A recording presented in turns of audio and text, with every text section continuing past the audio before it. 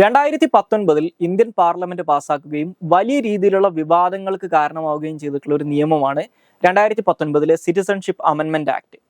ഈ സിറ്റിസൺഷിപ്പ് അമെൻമെന്റ് ആക്ട് നടപ്പിലാക്കുന്നതിന് വേണ്ടിയിട്ടുള്ള റൂൾസ് ഏകദേശം ഒരു 4 വർഷങ്ങൾക്ക് ശേഷം ഈ മാർച്ച് മാസത്തിലാണ് ഇപ്പോൾ ഇന്ത്യൻ ഗവൺമെന്റ് പബ്ലിഷ് ചെയ്തിട്ടുള്ളത്. സോ ഈ സിറ്റിസൺഷിപ്പ് അമെൻമെന്റ് ആക്ട് നടപ്പിലാക്കുന്നത് റദ്ദാക്കണമെന്ന് ആവശ്യപ്പെട്ടുകൊണ്ട് ഓൾറെഡി സുപ്രീം കോടതിയിൽ ഒരുപാട് കേസുകൾ നടക്കുന്നുണ്ട്. അതിലൊരു കേസിന്റെ വാദം ഇപ്പൊ നാളത്തേക്കാണ് സുപ്രീം കോടതി ഷെഡ്യൂൾ ചെയ്തേക്കുന്നത്. സോ ഈ ഒരു സാഹചര്യത്തിൽ സിറ്റിസൺഷിപ്പ് അമെൻമെന്റ് ആക്ടിനെ കുറിച്ചും അതുമായിട്ട് ബന്ധപ്പെട്ടുള്ള വിവാദങ്ങളെ കുറിച്ചുമാണ് ഈ വീഡിയോയിലൂടെ എക്സ്പ്ലെയിൻ ചെയ്യുന്നത്. So welcome to Pathways Academy. So citizenship അമെൻമെന്റ് ആക്ട് എന്ന് പറയുന്നത് 1955 ഇന്ത്യൻ പാർലമെന്റ് ഇന്ത്യൻ പൗരത്വമായിട്ട് ബന്ധപ്പെട്ട് പാസ്സാക്കിയിട്ടുള്ള സിറ്റിസൺഷിപ്പ് ആക്ടിന് 2019 ഇന്ത്യൻ പാർലമെന്റ് വരുത്തിയിട്ടുള്ള ഒരു ഭേദഗതിയാണ് ഈ സിറ്റിസൺഷിപ്പ് അമെൻമെന്റ് ആക്ട് എന്ന് പറയുന്നത്. സോ അപ്പൊ അതിനകത്ത് പറയുന്നത് പ്രധാനമായിട്ടും 2 കാര്യങ്ങളാണ്.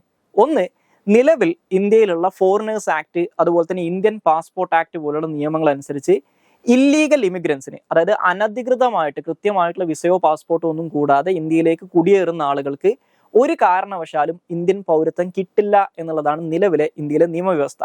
അപ്പൊ അതിനുള്ള ഒരു എക്സെപ്ഷൻ ആണ് ഈ സിറ്റിസൺഷിപ്പ് അമെൻമെന്റ് ആക്ട് ഓഫ് 2019 പറയുന്നത്.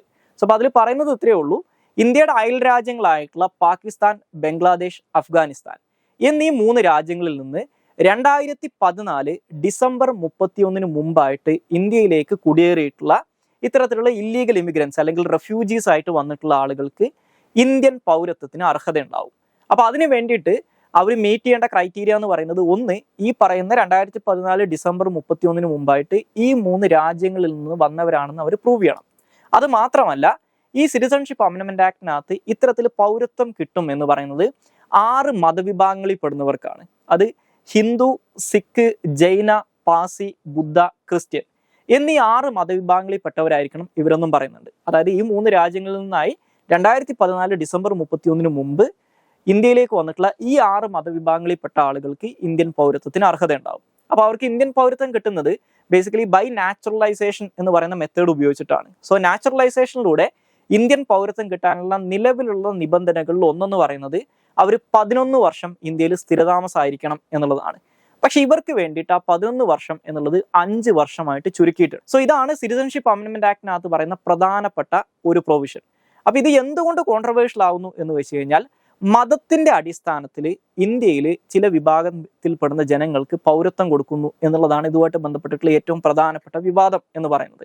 അപ്പൊ ഇതിനകത്ത് നിങ്ങൾ നോക്കിക്കഴിഞ്ഞാൽ ഇതിനകത്ത് എക്സ്ക്ലൂഡ് ചെയ്തിട്ടുള്ള ഒരേ ഒരു പ്രധാനപ്പെട്ട മതവിഭാഗം എന്ന് പറയുന്നത് മുസ്ലിം കമ്മ്യൂണിറ്റിയാണ്. അത് മാത്രമല്ല, ഇന്ത്യയിലെ മറ്റുള്ള ചില അയൽ രാജ്യങ്ങളിൽ നിന്ന് ഇന്ത്യയിലേക്ക് വന്നിട്ടുള്ള റെഫ്യൂജീസിന് അല്ലെങ്കിൽ ഇത്തരത്തിലുള്ള ഇല്ലീഗൽ ഇമിഗ്രൻസിന് ഈ നിയമത്തിലൂടെ പൗരത്വം കിട്ടുകയുമില്ല. ഇപ്പൊ ഉദാഹരണത്തിന്, ശ്രീലങ്കയിൽ നിന്ന് വന്നിട്ടുള്ള തമിഴ് അഭയാർത്ഥികൾ, മ്യാൻമാറിൽ നിന്ന് വന്നിട്ടുള്ള റോഹിംഗ്യൻ മുസ്ലിംസ്, നേപ്പാളിൽ നിന്ന് വന്നിട്ടുള്ള മദേഷീസ്, ജൻജാതി, താരൂസ് എന്ന് പറയുന്ന വിഭാഗത്തിൽ പെടുന്നവര്, അതുപോലെ തന്നെ ഭൂട്ടാനിൽ നിന്ന് വന്നിട്ടുള്ള ക്രിസ്ത്യൻസ്, അതുപോലെ പാകിസ്ഥാനിൽ നിന്ന് വന്നിട്ടുള്ള ബഹായി കമ്മ്യൂണിറ്റിയിലൊക്കെ പെടുന്ന ആളുകൾക്കൊന്നും ഈ പറയുന്ന നിയമത്തിന്റെ സംരക്ഷണം കിട്ടില്ല.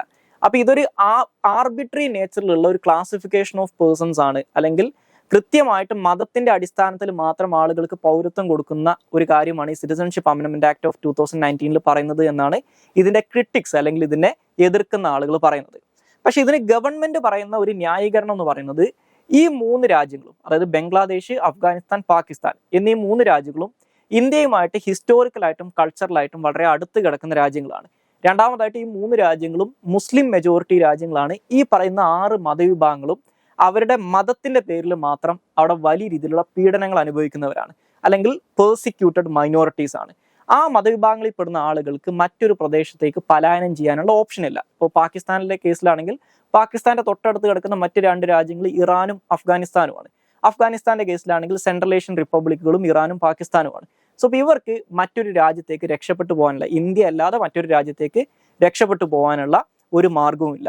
അപ്പൊ അതുകൊണ്ട് തന്നെ ഇവരെ സംരക്ഷിക്കുക എന്നുള്ളത് ഇന്ത്യയുടെ ഒരു മോറൽ ഒബ്ലിഗേഷൻ ആണെന്നാണ് ഗവൺമെന്റ് അവകാശപ്പെടുന്നത്.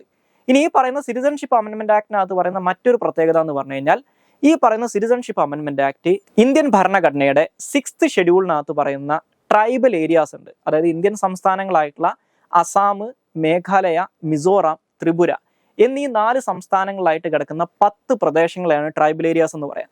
ആ ട്രൈബൽ ഏരിയാസിനും അതുപോലെ തന്നെ ഇന്ത്യയിൽ ഇന്നർ ലൈൻ പെർമിറ്റ് അല്ലെങ്കിൽ ILP എന്ന് പറയുന്ന ഒരു ട്രാവൽ പെർമിറ്റ് സിസ്റ്റം നിലവിലുള്ള 4 സംസ്ഥാനങ്ങളുണ്ട്. അരുണാചൽ പ്രദേശ്, നാഗാലാൻഡ്, മിസോറാം, മണിപ്പൂർ എന്നീ 4 സംസ്ഥാനങ്ങൾക്കും ഈ സിറ്റിസൺഷിപ്പ് അമെൻമെന്റ് ആക്ട് ബാധകമല്ല.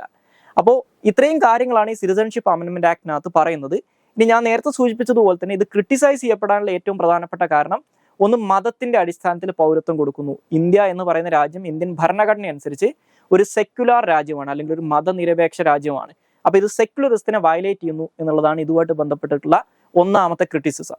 രണ്ടാമത്തെ ക്രിറ്റിസിസം എന്ന് പറയുന്നത് ഇന്ത്യൻ ഭരണഘടനയുടെ പാർട്ട് 3 പറയുന്ന ഫണ്ടമെന്റൽ റൈറ്റ്സിനകത്ത് അല്ലെങ്കിൽ മൗലികാവകാശങ്ങളിൽ പറയുന്ന പ്രധാനപ്പെട്ട ഒരു മൗലികാവകാശമാണ് ആർട്ടിക്കിൾ 14 പറയുന്ന equality before law and equal protection of laws എന്ന് പറയുന്നത്. അതായത് നിയമത്തിന് മുന്നിൽ എല്ലാ ആളുകളും തുല്യരായിരിക്കണം എന്നുള്ളത്. സോ ഈ പറയുന്ന ഇക്വാലിറ്റിയുമായിട്ട് ബന്ധപ്പെട്ട് പറയുന്ന ആർട്ടിക്കിൾ 14 സംരക്ഷണം ഇന്ത്യക്കകത്തുള്ള ഏതൊരു മനുഷ്യനും അല്ലെങ്കിൽ ഏതൊരു വ്യക്തിക്കും കിട്ടും. അതൊരു ഇല്ലീഗൽ ഇമിഗ്രന്റ് ആണെങ്കിൽ പോലും കിട്ടും. അപ്പോൾ ഈ പറയുന്ന ചില റെഫ്യൂജീസിന് മാത്രം അല്ലെങ്കിൽ ചില ഇല്ലീഗൽ ഇമിഗ്രൻസിന് മാത്രം ഇന്ത്യൻ പൗരത്വം കൊടുക്കുന്നു, ബാക്കിയുള്ളവർക്ക് കൊടുക്കുന്നില്ല എന്നുള്ളത് ഈ ഇക്വാലിറ്റിയുടെ വയലേഷൻ ആണ് എന്നുള്ളതാണ് രണ്ടാമത്തെ ആരോപണം. മൂന്നാമത്തെ ആരോപണം ഇതൊരു പൊളിറ്റിക്കൽ ടൂളായിട്ട് ഉപയോഗിക്കുന്നു എന്നുള്ളതാണ്. അതായത് ഇതിനു മുമ്പ് ഈ സിറ്റിസൺഷിപ്പ് അമെൻമെന്റ് ആക്ടുമായിട്ട് ബന്ധപ്പെട്ടുള്ള ചർച്ചകൾ നടക്കുന്ന സമയത്ത് മിനിസ്ട്രി ഓഫ് ഹോം അഫയേഴ്സിന്റെ തന്നെ അല്ലെങ്കിൽ ഇന്റലിജൻസ് ബ്യൂറോയുടെ തന്നെ കണക്കുകൾ അനുസരിച്ച് ഇതനുസരിച്ച് ഇന്ത്യൻ പൗരത്വം കിട്ടാൻ സാധ്യതയുള്ളത് ഏകദേശം 30,000-ഓളം ആളുകൾക്ക് മാത്രമാണ്. സോ അപ്പോൾ ഇത്ര വളരെ കുറച്ച് ആളുകൾക്ക് മാത്രം ബെനിഫിറ്റ് കിട്ടുന്ന ഈ ഒരു അമെൻമെന്റിനെ ഒരു പൊളിറ്റിക്കൽ ടൂളായിട്ട് അതല്ലെങ്കിൽ ഒരു രാഷ്ട്രീയ ആയുധമായിട്ട് ഇപ്പോഴത്തെ റൂളിംഗ് പാർട്ടി ഉപയോഗിക്കുന്നുണ്ട് എന്നുള്ളതാണ് ഇതുമായിട്ട് ബന്ധപ്പെട്ടിട്ടുള്ള മൂന്നാമത്തെ ക്രിറ്റിസിസം. പക്ഷെ നേരത്തെ പറഞ്ഞതുപോലെ ഈ സെക്യുലറിസത്തിനെയും ഇന്ത്യൻ ഭരണഘടനയുടെ ആർട്ടിക്കിൾ 14 വയലേറ്റ് ചെയ്യുന്നു എന്നുള്ള കാരണം കൊണ്ടാണ് ഈ പറയുന്ന സിറ്റിസൺഷിപ്പ് അമെൻമെന്റ് ആക്ട് ഇപ്പോൾ സുപ്രീം കോടതിയിൽ ചോദ്യം ചെയ്യപ്പെട്ടുകൊണ്ടിരിക്കുന്നത്. സോ ഇത്രയും കാര്യങ്ങളാണ് സിറ്റിസൺഷിപ്പ് അമെൻമെന്റ് ആക്ടിനെ കുറിച്ചും ഇതുമായിട്ട് ബന്ധപ്പെട്ടുള്ള വിവാദങ്ങളെ കുറിച്ചും പറയാനുള്ളത്. Thank you all.